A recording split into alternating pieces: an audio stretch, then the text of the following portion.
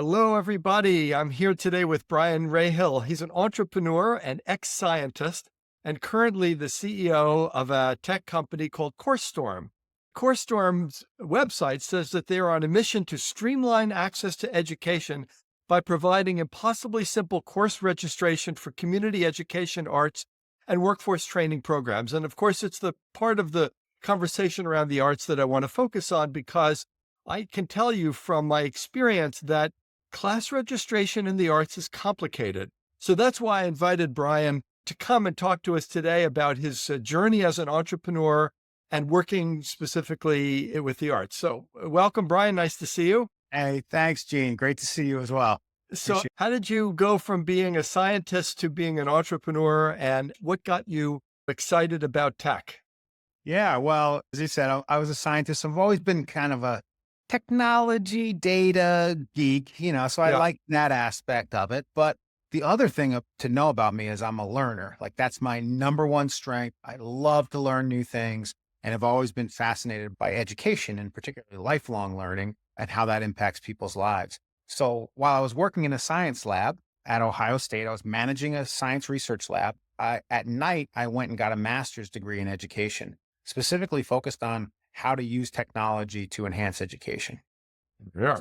That was kind of how I got started, and again, loving the data piece and knowing that there's a lot that technology can do to really connect people to lifelong learning.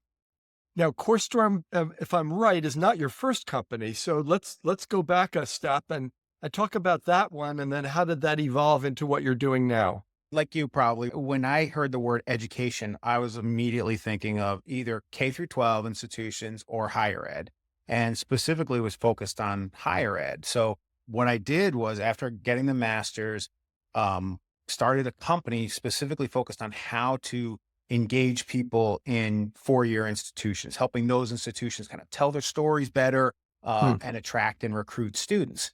And so I was really focused on that higher ed piece, and my company, Rainstorm Consulting, worked with a bunch of colleges and universities and helped to promote them, made websites and web-based software to help to promote their organizations and get new students.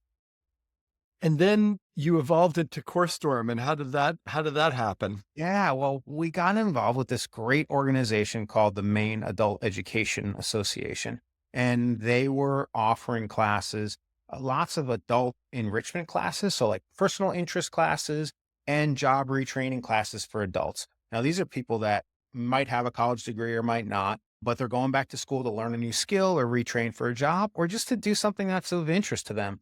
And so it was like really eye opening that I hadn't known this network of lifelong learning existed. And so what we did was we built software for them. We built custom software at first to do this adult learning, solve this adult learning need, help them list all their classes online and make it really easy for people to find those, register and enroll. And so that was kind of early days of CourseStorm as the kind of first system. I mean, in a certain way, building a product for a specific customer with a use case in an industry can open the door to either going down a rabbit hole forever with that client or opening the door and saying, wait a minute, there's probably an industry of opportunity. So what was the spark? How did you sort of wake up one day and say, wait a minute, there's an unmet need here? And how did you go about validating that before you started to build? I know you've been down this road before, Gene, so Yeah, so right. you know what it's like. The kind of aha thing again was seeing this incredible system of lifelong learning that existed right under our noses while everyone's focused on traditional education, sort of capital E education. There was this big need in lifelong learning organizations. And so what we did was built the original software. Then so this need must exist in other states.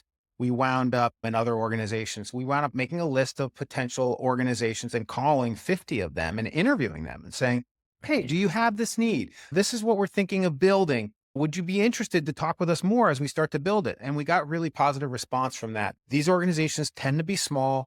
They tend to not be the most tech savvy or have the most technology tools available to them. People hadn't built tools to solve this sort of Right. small, medium-sized education organization. They'd all built it for the large ones. And so we saw that there was a real gap in the market to serve the small to medium-sized education program with powerful, simple tools. And so we made the first early version that took registrations really simply and credit card payments really simply. It's a perfect story and a perfect path, and one that I think a lot of entrepreneurs sometimes overlook, which is they come up with an idea, they imagine that there's a market, they go build the product, and then when they hit the market, actually they never did the 50 phone calls.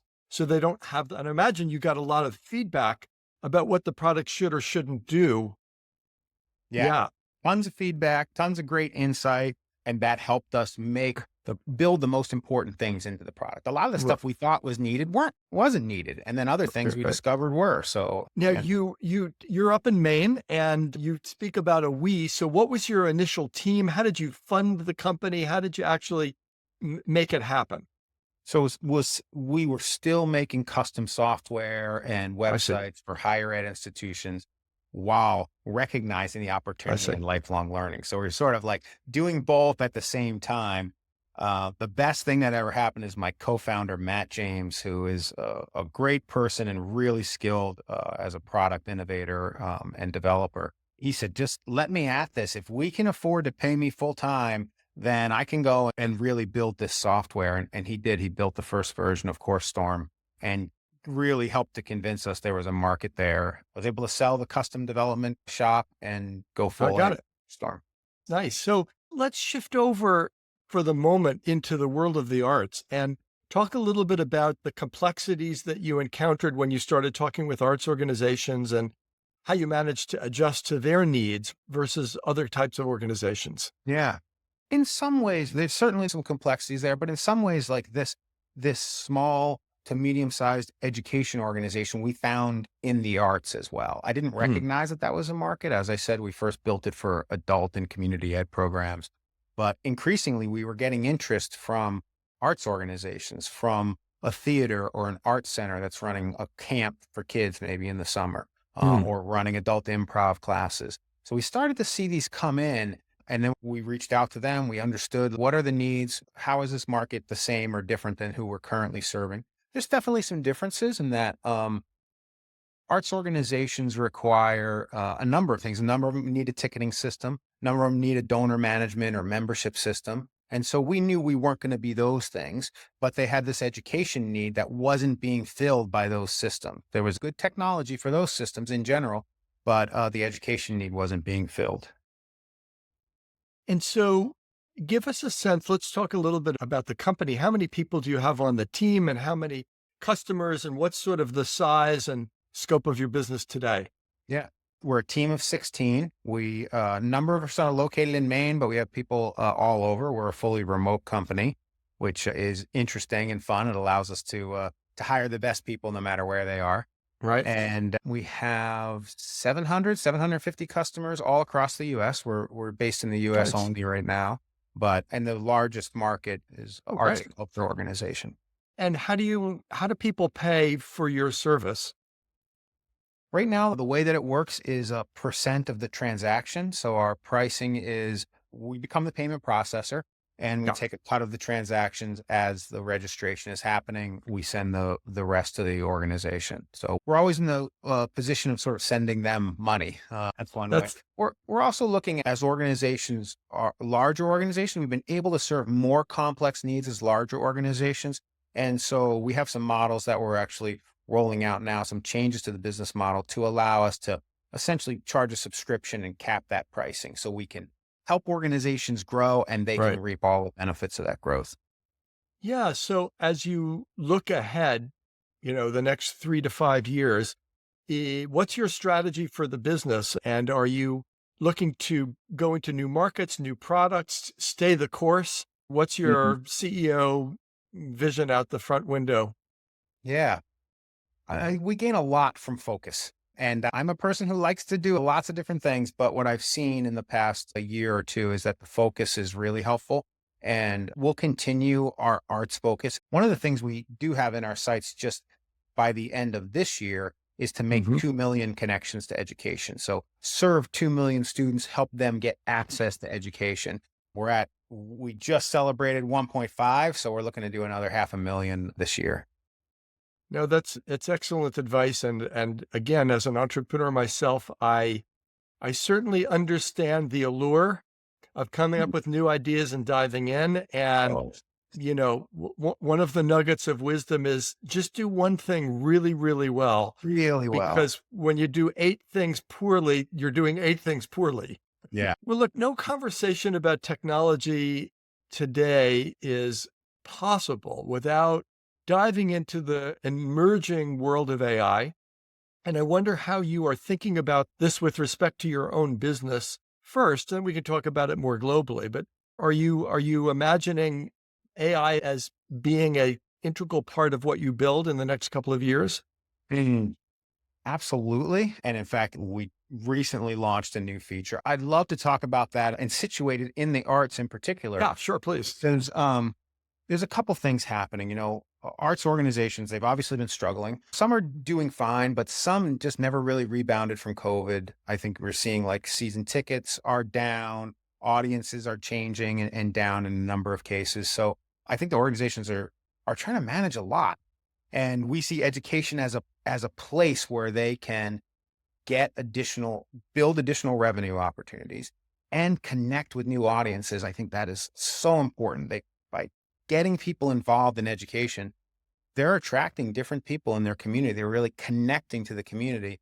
And then they're building the kind of patrons of the future, the season ticket holders of the future. And so we think that that's a really important opportunity.